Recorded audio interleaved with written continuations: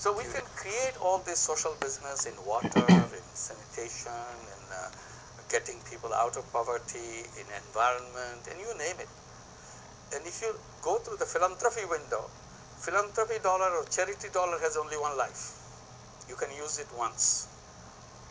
Then if you want to repeat that, you have to bring another dollar to repeat it. Every time you have to bring a new dollar. If you can somehow design it as a social business, then you see social business dollar has endless life because it recycles, it continues, it has its own life because you take such a pleasure. You have done something, it continues to work for people on its own. And if you want to add more, you feel free to add more. And as you do it, it builds up. It doesn't disappear.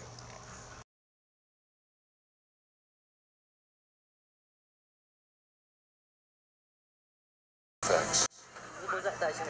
Teaching the people how to invest a little money and make money.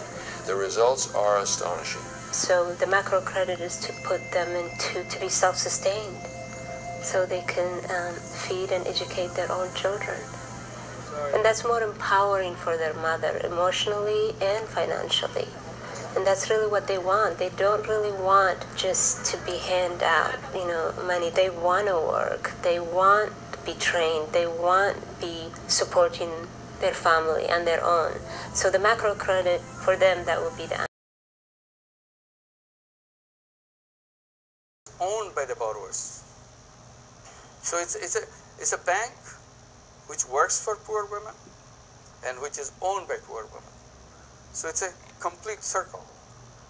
And the bank doesn't take money from government or from international agencies or anybody. It generates its own money. It takes deposits and lends money to the poor people.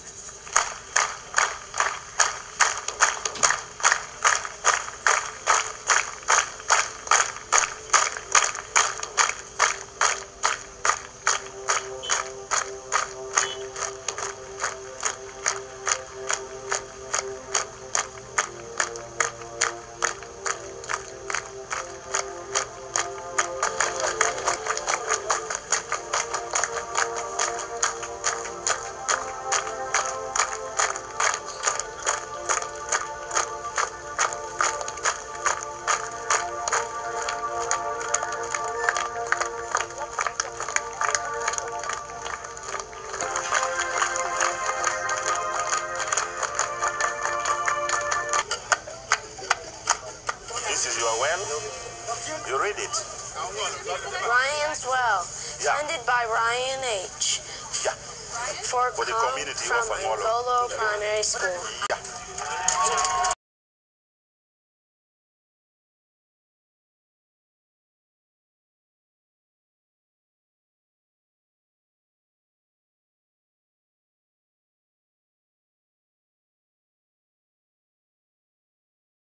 Prepared.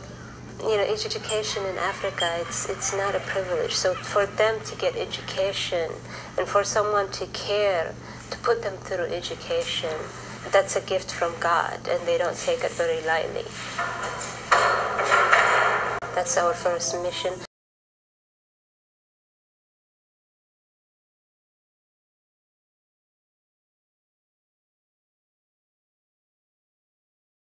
A few days back, they look at me as if I descended from heaven. At first I was a little embarrassed getting that look. Then I thought to myself, if you can become an angel for $27,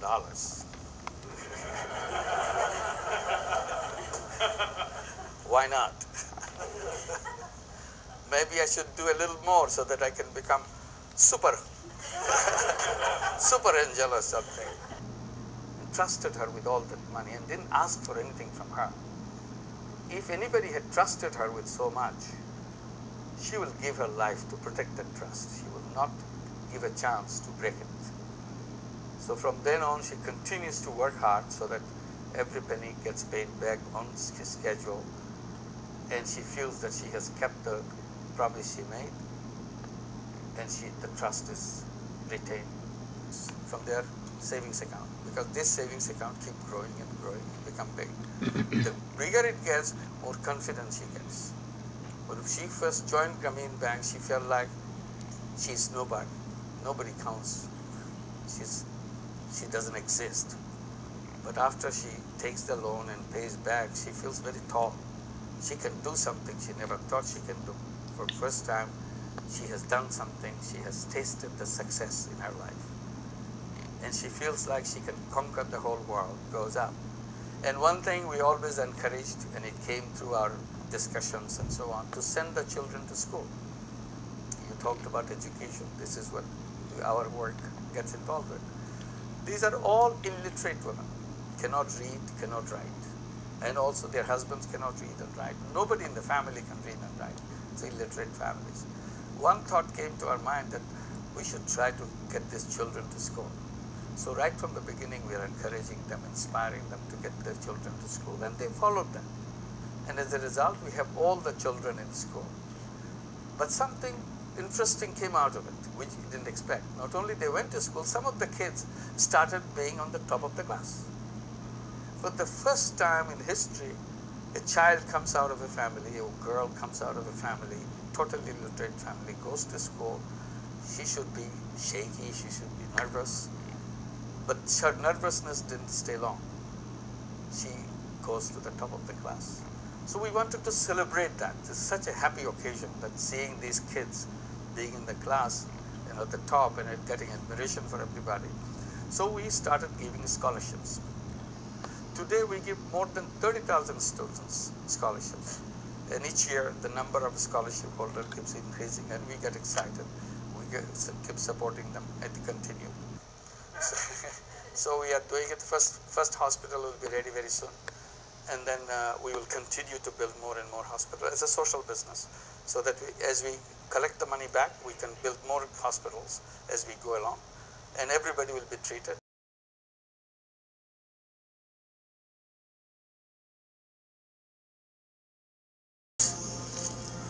With our very best friend, who has done a lot for us in this school, and that is in the person of Ryan. You can imagine a young boy like this,